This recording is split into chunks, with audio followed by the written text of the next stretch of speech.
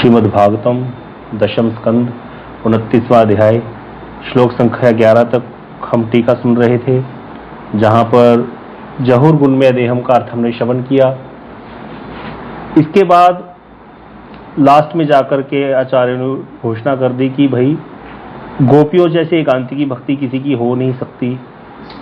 इस कृष्ण के प्रति एकांतिकी भक्ति के प्रभाव से ही गोपियां जगत को पवित्र करती हैं। गोपियां जो है, गोपियों को जो ताप हुआ, विरह हुआ, उस विरह से जगत की त्रिताप ज्वाला शांत होगी, संपूर्ण जगत की। ऐसा ये गोपियों का विरह का ताप है, ये कोई प्राकृत तुक विशेष नहीं है। और कहते जैसे समुद्र में जब तरंगे उठती हैं तो पृथ्वी का ताप जैसे दमन हो जाता है, उसी प्रकार गोपियों का जब प्रेम सिंधु उछला है उससे जगत का ताप शांत हो जाता है, इसमें कोई संदेह नहीं है। इसीलिए गोपियां जो है कृष्ण की भी गुरु हैं, उनको साधारण नहीं समझना चाहिए। फिर आगे बताया कि इस चीज को हमारे वैष्णवाचार्यों ने बहुत अच्छे तरीके से वर्णन किया, अलग अलग प्रकार से वर्णन किया। हमने कई प्रकार से मोशल लीला के एग्जाम्पल दिया, सूर्य का एग्जाम्पल दिया। सूर्य जब निकलता है तो सूर्योदय से पहले ही कुछ जो अंश रह जाता है रात्रि का, जैसे वैसे सूर्योदय से पहले, लेकिन सूर्य उदय होने से पहले ही वैसे तो क्या होता है, पूरा उज्ज्वलता छा जाती है, सब कुछ दिखने लग जाता है, लेकिन अभी सूर्योदय हुआ नहीं, अरुणोदय हुआ है। इसी प्रकार कहते जब प्रेम प्राप्त भक्त होते हैं उनमें कुछ कषाय तो बाकी रहता है, वो जो प्राकृत अंश विद्यमान रहता है उसका ही यहाँ पर जो है तिरोहित हुआ है गोपियों का कृष्ण के विरह से। और एग्जाम्पल दी ये वाली मोशल लीला वाली, कि मोशल लीला में जैसे दिखाया भगवान ने कि बाहर लोगों को दिख रहा है कि द्वारकावासी अपने ही आपस में ही लड़ करके मर गए, लेकिन वो ना ही मरे थे, ना ही उनके कोई प्राकृतिक देह का नाश हुआ था। वो तो जो देवताओं का पार्ट था उनके अंदर, वो देवताओं देवलोक को चला गया। जो ठाकुर जी के पार्षद है उसमें अंदर जो वैकुंठ के पार्षद थे, वैकुंठ के परिकर थे, वो सारे वैकुंठ में पहुंच गए। तो बाहरी लोगों को देखने से लग रहा है उनका देह तिरोहित हो गया। इस प्रकार से यहाँ पर गोपियों का भी देह तिरोहित होना कई आचार्यों ने सिद्ध किया कि ऐसा कोई देह तिरोहित नहीं हुआ, ये बाहरी लोगों के लिए कृष्ण की मंगलमय लीला में कुछ भी अमंगल कार्य हो ही नहीं सकता। और गोपियां तो फिर क्या है, प्रेम की ध्वजा है, उनके केस में तो होना ही क्या है। जब भगवान के साधारण से भक्तों को इतने कुछ प्राप्त हो जाता है, ये तो गोपियां तो फिर प्रेम की जो साक्षात मूर्ति हैं, घन मूर्ति हैं। प्रेम ने स्वरूप धारण कर रखा है गोपियों का, कृष्ण प्रेम ने, तो उसमें तो हो ही क्या सकता है अमंगल। इसीलिए यहाँ पर कई प्रकार से टीकाएं आचार्यों ने इसकी की हैं, हमने इसको श्रवण किया। आगे कह रहे हैं भैया अभी जिसको और ज्यादा है व्याख्याएं देखने का मन कर रहा है, जिसका और ज्यादा इच्छा हो रही है कि नहीं इसमें तो मुझे डूबना है, तो बृहद वैष्णव तोषणी टीका, लघु वैष्णव तोषणी टीका रूप गोस्वामी पाद जी की, बृहद वैष्णव तोषणी टीका श्री हमारे सनातन गोस्वामी पाद जी की, कर्म संदर्भ जीव गोस्वामी पाद जी का बृहद कर्म संदर्भ, सारार्थ दर्शनी टीका श्री विष्णु चक्रवर्ती पाद जी की, और वैष्णव नंदिनी, कई प्रकार की 6 टीकाएं द्रष्टव्य आप देख सकते हो। जिसको भी चाहिए ये गौड़िया विधान में इसको रखा हुआ है, उसमें आप पढ़ सकते हो।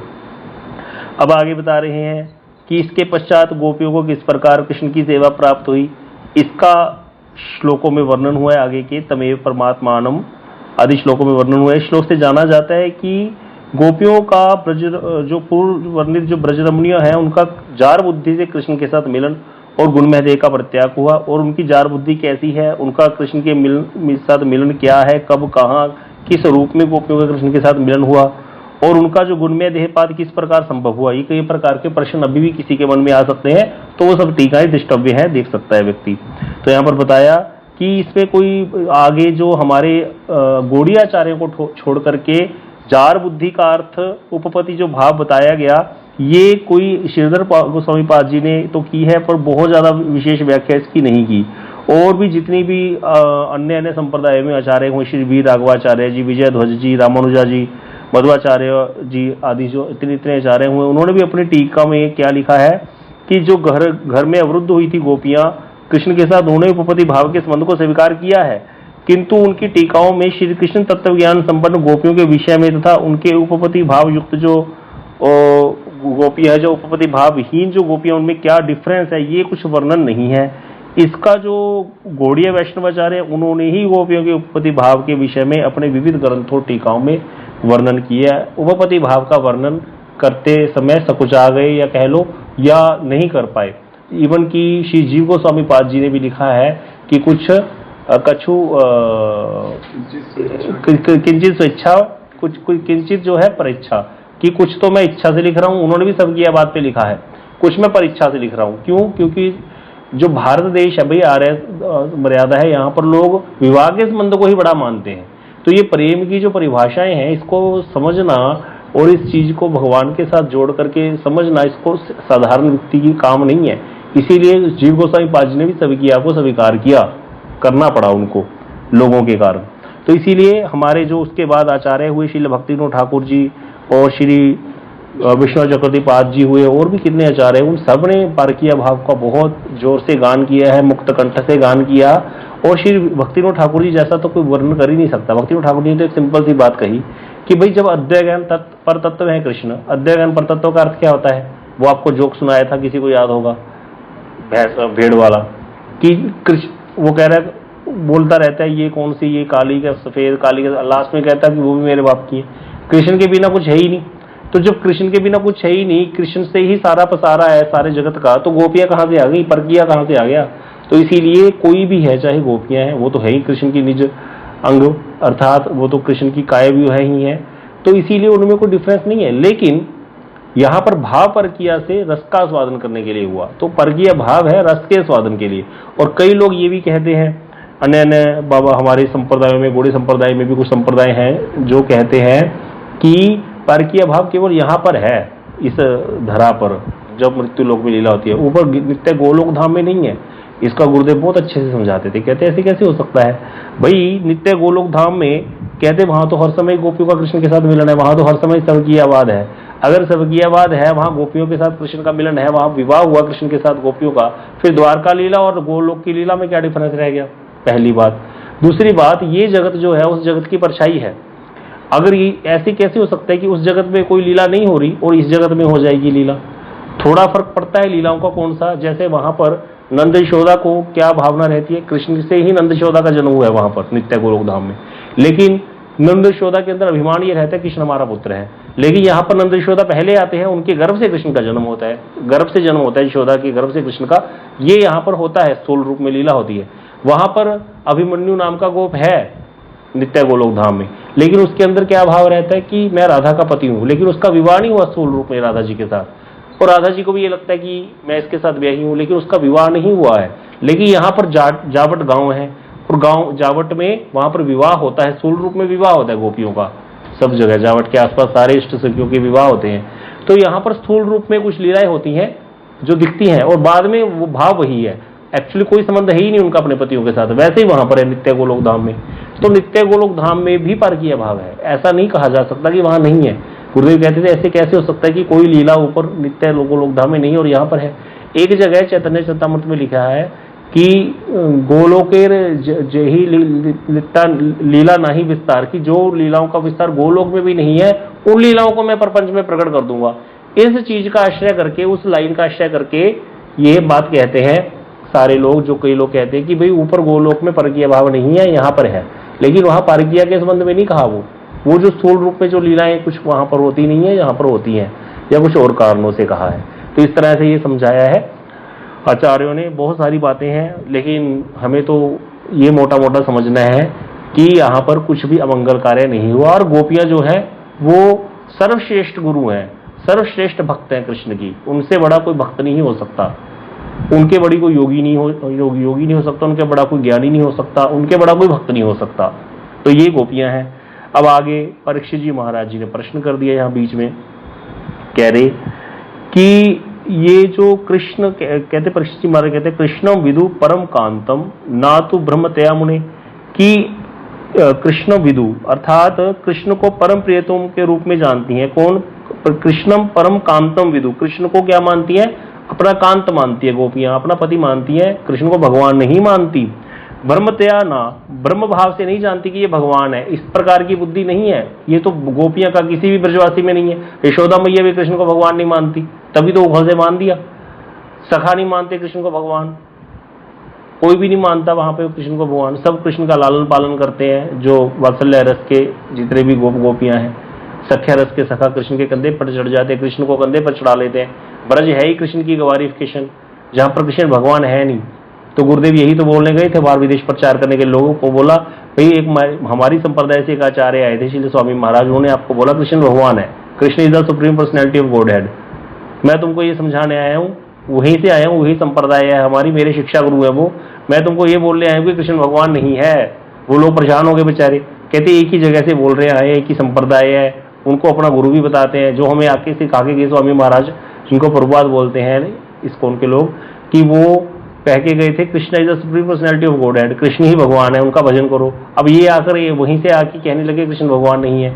तो फिर गुरुदेव ने समझाया कि कृष्ण ब्रज में सखा है या पुत्र है किसी के, या फिर प्रियतम है, कृष्ण भगवान नहीं है। ब्रजवासियों के लिए कृष्ण भगवान नहीं है, कभी भी मानते नहीं है ये बात ब्रजवासी। तो इसीलिए यहाँ पर परीक्षित जी महाराज ने प्रश्न कर दिया कि हे मुनि, ब्रज रमणियों का तो कृष्ण को ब्रह्म नहीं जानती, वो तो नहीं जानती कि कृष्ण भगवान है, और तो केवल कांत के रूप में जानती है, अपना प्रियतम मानती है उनको।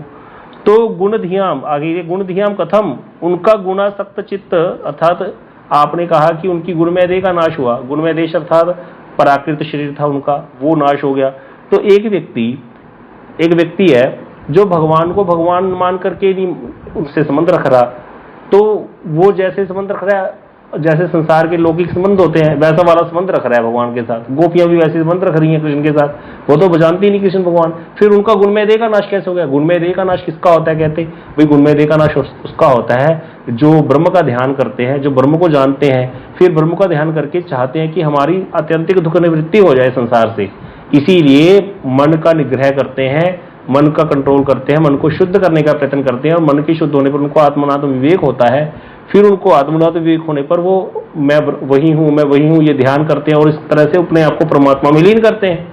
इस प्रकार का तो कोई साधन किया ही नहीं गोपियों ने, वो तो कृष्ण को भगवान जानते ही नहीं है। और अगर मान लो कि भाई भक्तों का तो ये साधन ही है, तो भक्त तो भक्ति करते हैं, उस पे आ जाओ। भक्त भक्ति करते हैं मतलब भगवान का नाम लेते हैं, उनका कीर्तन करते हैं, हा हुल्ला करते हैं, मचाते हैं, शोर मचाते हैं भगवान को, प्रभु कृपा करो, मेरे अर्थों का नाश कर दो, मेरा चित्त कब शुद्ध होगा? तभी तो भगवान चित्त शुद्ध करेंगे। भगवान को जाकर भक्त पुकारेगा तभी तो आएगा, रोएगा बच्चा तभी तो माँ आकर उठाएगी उसको गोद में। यहाँ तो गोपियों का कोई भाव ही नहीं है उनके प्रति भगवान वाला, फिर उनका गुणमय देह नाश कैसे हो गया? कितना सुंदर प्रश्न यहाँ पर परीक्षित जी महाराज जी ने कर दिया। बिल्कुल लोअर लेवल पे आके आपको बताया जा रहा है ये ऐसे। वैसे यहाँ पर प्रश्न ये है कि उनका गुणासक्त चित्त गुण प्रवाह रूप संसार किस प्रकार से निवृत्त हुआ, ये हिंदी में है। अब आपको बिल्कुल सिंपल लैंग्वेज में समझा रहे हैं कि वो कह रहे हैं कि वो तो भगवान नहीं मानती थी ना भगवान को, कृष्ण को, वो तो उनको अपना प्रियतम जानती है, फिर उनका गुणमय देह का नाश कैसे हो गया? पहली बात तो हमने आचार्यों की टीका में पढ़ लिया कि गुणमय देह कैसे है, ये बात हमें समझ आ चुकी है कि गोपियां कोई साधारण नहीं है, साधारणतः तत्व से लिया नहीं जा सकता। लेकिन हमारे परीक्षित जी महाराज जी के प्रश्न पर सुखदेव गोस्वामी जी ने और अच्छे से उत्तर दिया। उन्होंने कहा भैया ये वाली बात तुमने तब क्यों नहीं पूछी जब शिशुपाल को भगवान ने मुक्ति दे दी थी? शिशुपाल कौन सा भगवान को भगवान मानता था? वो भी तो भर भर के गालियां देता था, उसने तो गालियां दी भगवान को, 100 गालियां दी भगवान को, पहले भी हर समय देता था। 100 गाली देने के बाद जब 101वीं गाली देने लगा भगवान कहते बस शिशुपाल अब तेरा समय आ गया। भगवान ने 1 मिनट लगाया, चक्कर से गला काट दिया। गला काटने पर भी क्या वो मरा? उसको ठाकुर जी का धाम प्राप्त हुआ। देखते देखते उसके शरीर से ज्योति निकली, भगवान में जाके समा गई। ये बात तुमने तब क्यों नहीं पूछी कि एक व्यक्ति भगवान को गाली दे रहा और भगवान को भगवान नहीं जान रहा, फिर भी भगवान ने उसको ये क्यों कर दिया? और ये तो प्रेम करती हैं, फिर क्या होगा? ये नहीं जानती, वो कौन सा जानता था? अगर आप ये कहते हो कि वो नहीं जानता, ये नहीं जानती थी, इनका गुणमय देह कैसे नाश हो गया? पहली बात तो इनका गुणमय देह है ही नहीं, हमने समझ लिया गुणमय देह का अर्थ क्या है ना टीका में। लेकिन यहाँ पर परीक्षित जी महाराज जी ने इस प्रकार का प्रश्न कैसे कर दिया? पहली बात तो ये प्रश्न। अब हम आचार्यों की टीका में जाएंगे। ये आपको सरल भाव से समझा दिया, जिस प्रकार का प्रश्न करा एकदम से उत्तर भी वैसा ही दे दिया सुखदेव गोस्वामी ने एकदम से। तो ये वाला प्रश्न तुमने तब क्यों नहीं किया जब शिशुपाल को मुक्ति मिली थी? तब करना चाहिए था प्रश्न कि वो तो गालियां दे रहा है और इधर भगवान अपना कृपा कर रहे हैं उस पर। वो तो भगवान को भगवान मानता नहीं, कहता था ग्वाल आए माया भी, ऐसे बोलता था कृष्ण को, वो चिढ़ता था भगवान से, पानी पी पी के गालियां देता था भगवान को जब से उसका जन्म हुआ था, क्योंकि उसको पता चल गया था मेरा हत्यारा, मेरी हत्या कृष्ण के द्वारा होगी। इसका जब जन्म हुआ था शिशुपाल का, इसके शरीर में 3 बाजू थे, तो सारे लोग हैरान हो गए कि ऐसा अपशकुनी बच्चा पैदा हुआ, 3 हाथ तो किसी के नहीं होते। उसी समय आकाशवाणी हुई, जिसकी गोद में डालते ही इसका तीसरा हाथ गिर जाएगा वही इसका कारण बनेगा, वही इसका हंतारक होगा। अब उसकी माँ क्या करती थी परीक्षा करने के लिए, जब बच्चे को लोग देखने आते थे सबकी गोद में डाल देती थी बच्चे को, कि पता तो चले कौन मेरे बच्चे को मारेगा। अब कृष्ण भी आए, कृष्ण की शायद मासी लगती थी इसकी माँ शिशुपाल की, या बुआ लगती थी, क्या लगती थी याद है किसी को? एक तो ये रिश्तों का बड़ा चक्कर है।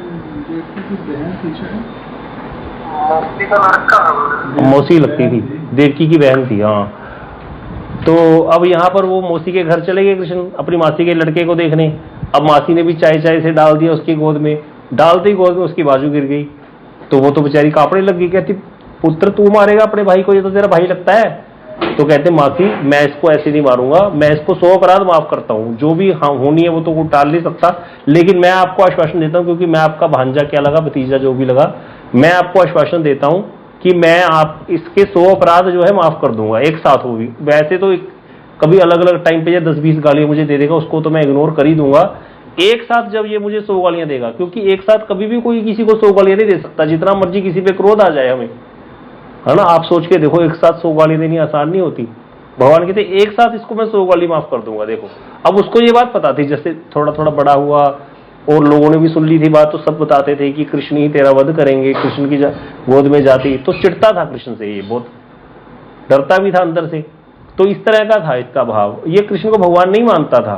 फिर इसकी भी तो मुक्ति हुई, ठाकुर जी के धाम गया सीधा, तो तब क्यों नहीं प्रश्न किया? ये एक तरह से तो उत्तर यहाँ सुखदेव गोस्वामी जी ने दे दिया। अब हम आचार्यों की टीका से भी श्रवण करेंगे, तो यहाँ पर एक साथ पहले हम सारा पढ़ लेते हैं, फिर इसकी टीका बाद में पढ़ते हैं। तो यहाँ पर परीक्षित जी महाराज जी ने प्रश्न कर दिया, ब्रज रमणीय तो कृष्ण को ब्रह्म नहीं जानती थी, वो तो कांत के रूप में जानती थी, अपना प्रियतम जानती थी। फिर उनका गुणा सप्तचित्त गुण प्रवाह रूप संसार किस प्रकार से निवृत्त हुआ, ये संदेह आ गया परीक्षित जी महाराज जी के मन में। ये संदेह क्यों आई, आचार्य टीका करेंगे, वो बात की बात है। सुखदेव गोस्वामी ने उत्तर दिया, उक्तम पुरस्तदा तत्ते चैद्य सिद्धिम यथागत। जब चैद्य अर्थात चेदीराज शिशुपाल की जब मृत्यु हुई थी, जब उसको गति प्राप्त हुई थी, तब ये प्रश्न क्यों किया सुखदेव ने? इस विषय में मैंने तुम्हें पहले ही कहा है, उन श्री कृष्ण के प्रति द्वेष करके भी शिशुपाल यदि मुक्ति प्राप्त कर सकता है, तब अप्राकृत इंद्रियों वाली कृष्ण की वल्लभाओं के संबंध में तो कहना ही क्या है। ये कोई प्राकृत शरीर वाली थोड़ी है, ये तो अप्राकृत है, इनके संबंध में तो कहना ही क्या, इनकी क्या बात करें। तो ये बोल दिया सुखदेव गोस्वामी जी ने। आगे सुखदेव गोस्वामी जी कहते हैं, हे राजन, भगवान अव्यय है, मतलब उनमें कुछ भी व्यय नहीं होता, वो हर समय एक जैसे रहते हैं, अपरमेय है, निर्गुण है, उनको मापा नहीं जा सकता, वो क्या है, अव्यय है, अपरमेय है, निर्गुण है, गुण नियंता होकर के भी मनुष्य के कल्याण के लिए स्वेच्छा से ही आत्म प्रकाश करते हैं, अपने आप को प्रकट कर देते हैं भगवान सबके सामने अपनी इच्छा से। काम, क्रोध, भय, स्नेह, ऐक्य, सौहार्द, इनमें से किसी भी भाव से जिसका चित्त अच्युत की चिंता में निविष्ट है, उनकी कृष्ण में तन्मयता होती है। किसी भी प्रकार से भगवान में मन लग जाए वो तन्मयता हो जाती है, और उस तन्मयता से उसकी प्राप्ति होती है भगवान की उसको। इसलिए कहते हैं, जिसके द्वारा इस स्थावर जंगात्मक विश्व के समस्त प्राणी मुक्ति प्राप्त करते हैं, ऐसे योगेश्वरों के भी ईश्वर जो कृष्ण है, जन्म रहित भगवान कृष्ण के प्रति तुम्हारा इस प्रकार का संदेह प्रकाश करना उचित नहीं है कि भगवान के साथ तो कोई कैसे भी जुड़ जाए, उसका कल्याण होना ही होना है, निश्चित है ये। तो इसीलिए ये प्रश्न तुमने यहाँ पर कैसे कर दिया, ये यहाँ पर सुखदेव गोस्वामी ने बोल दिया। ये मोटा मोटा ऊपर से हमने श्लोक का एज इट इज जो अर्थ होता है वो समझा है संस्कृत में। अब इसकी टीका हम सुनते हैं कि टीका में क्या बताया श्री विष्णु चक्रवर्ती जी ने, और जो बाकी आचार्य हैं वो क्या कहते हैं। तो कहते हैं, सारी जो बातें सुनी अभी तक क्या सुना, सुन लो।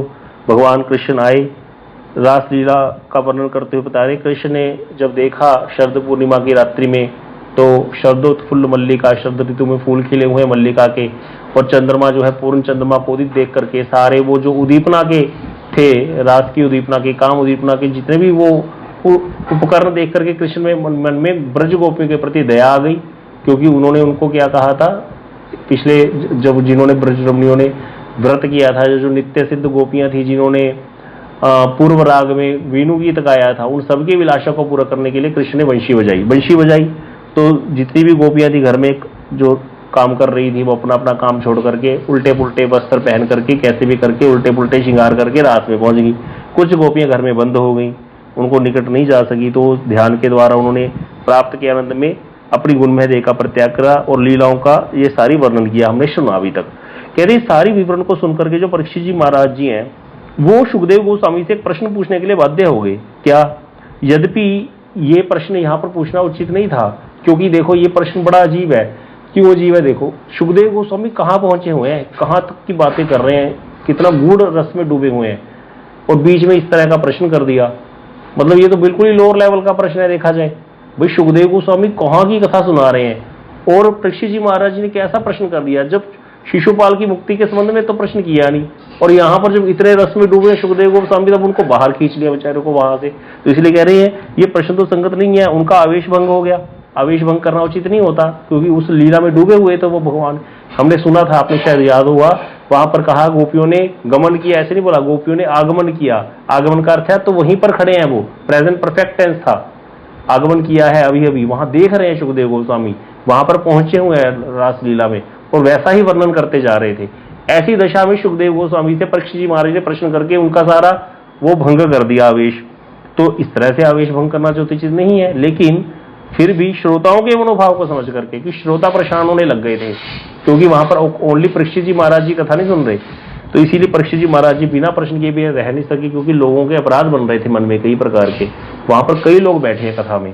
तो कह रहे हैं वहां पर गंगा जी के किनारे जब सुखदेव गोस्वामी कृष्ण लीला का वर्णन कर रहे थे, उस समय परीक्षित जी महाराज जी श्रोता थे, सुखदेव गोस्वामी वक्ता थे, लेकिन वहां पर कथा हो रही है इस बात को सुनकर के कई लोग वहां इकट्ठे हो गए थे। तो वहां भक्त भी थे, भक्त चूड़ामणि थे, राज ऋषि थे, ब्रह्म ऋषि थे, महर्षि थे, और साथ में योगी थे, ज्ञानी थे, न्यासी थे, तपस्वी थे, कर्मी थे, भोगी थे, अनेक प्रकार के हरि विमुख व्यक्ति भी थे वहां पर उपस्थित, जो श्री भगवान की भक्ति में विश्वास करते हैं, जो भगवान के चरणों में शरणागत होते हैं, उनको तो भक्त कहा जाता है। और जिनको भक्ति में विश्वास नहीं है, जो केवल ज्ञान योग आदि की सहायता से संसार से मुक्ति प्राप्त करना चाहते हैं, उनको अभक्त या बहिर्मुख कहा जाता है, वो भक्त नहीं कहलाते। तो महाराज परीक्षित की सभा में भक्तों के साथ अनेक अभक्त भी उपस्थित हैं। इसीलिए सुखदेव गोस्वामी जो है कृष्ण लीला कथा का इस प्रकार वर्णन कर रहे थे कि भक्तगण तो उनके हृदय के भावों के रूप भक्ति के सिद्धांतों को ग्रहण करते रहे, लेकिन अभक्त जो है वो ना कर पाए। उनको जो है उनकी बहिर्मुख धारणा वैसी की वैसी बनी रही। जैसे कि हमने सुना कि मौशल लीला हुई, मौशल लीला में भक्तों को तो समझ आ गया कि यहाँ पर ये सब ड्रामा चल रहा है, एक्चुअल में तो वो अपने धाम को चले गए। लेकिन अब भक्तों को लगा, देखा मारे गए सारे। पृथ्वी देवी कहती है, भगवान कहते हैं पृथ्वी का भार यद्यपि हल्का हो गया, लेकिन ये जो यदुवंशी है ये मेरे बल के कारण ज्यादा गर्वान्वित हो रहे हैं, बड़े अहंकारी होकर के घूमते हैं। जैसे सरकंडे का वन आपस में बांस के जंगल में अपने आप लकड़ी आपस में रगड़ खा के लकड़ी से मर जाते हैं, पूरा जंगल नष्ट हो जाता है, इसी प्रकार इनको आपस में लड़वा करके मार दूंगा। साधारण अर्थ ये है, लेकिन कितनी सुंदर श्री विष्णु चक्रवर्ती बाजी ने टीका किया। देखो कैसे सुंदर बात की। कहते जो भगवान ने कहा ना, यद्यपि पृथ्वी का भार हल्का हो गया, अभी भी पृथ्वी पर भार है, तो क्या ये यदुवंशियों का भार है पृथ्वी को? क्या पृथ्वी देवी को यदुवंशियों का भार लगता है? पृथ्वी देवी भगवान के पास गई है जब रावण अत्याचार कर रहा था, वो सारे जब कंस ने अत्याचार किया तब भी पृथ्वी गाय का रूप धारण करके गई। बड़ी सुंदर चौपाई है, रामायण में याद नहीं आ रही, वहां पर कह रही है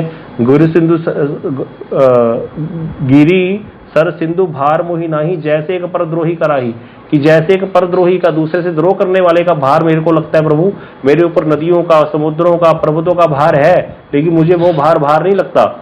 तो यहाँ पर यदुवंशी क्या किसी से द्रोह करते हैं?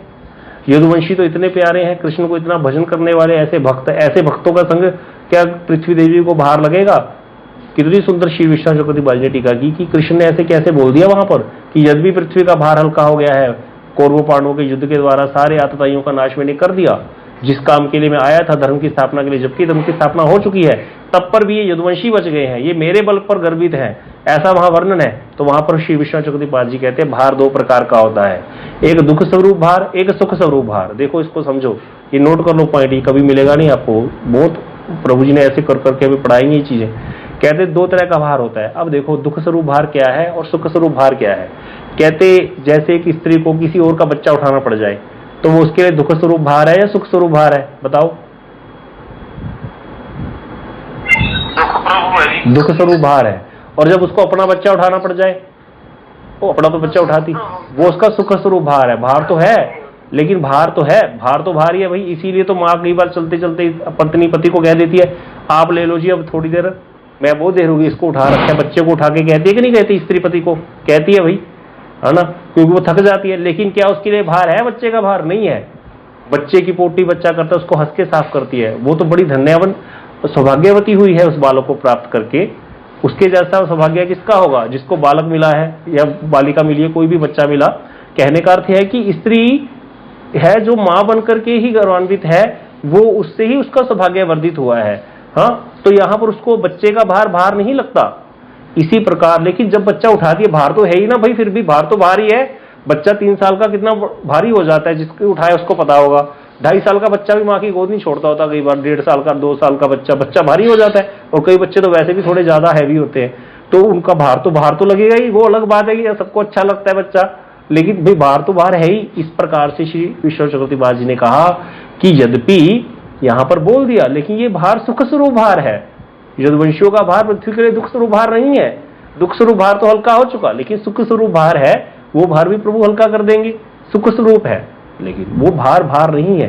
कैसी सुंदर सुंदर व्याख्याएं श्री आचार्यों ने हमें की हैं। नहीं तो बंदा सोचता है, कई लोग ऐसे बोलते हैं ये बात सुनकर के कि जिसने अपनों को नहीं छोड़ा तो मैं क्या छोड़ेगा। ये बात हम भी बोल देते थे कि कृष्ण ने तो अपनों को नहीं छोड़ा। क्यों कृष्ण क्यों अपनों को नहीं छोड़ेंगे? भाई छोड़ेंगे अपनों को, फिर भगवान का भक्त वात्सल्य क्या रह गया? और अपनों को छोड़ने पकड़ने का बात ही नहीं होती। भगवान के भक्त कभी गलती करते ही नहीं है ऐसी इस प्रकार की। तो इसीलिए इस प्रकार की बातें आम समाज में तो चलती हैं। लोग कहते हैं जिन्होंने अपने को नहीं छोड़ा वो तुम्हें क्या छोड़ेगा, कृष्ण ने तो अपने युद्धवंशियों का नाश करा दिया। ऐसा कुछ नहीं है, ये तो सब लीला थी।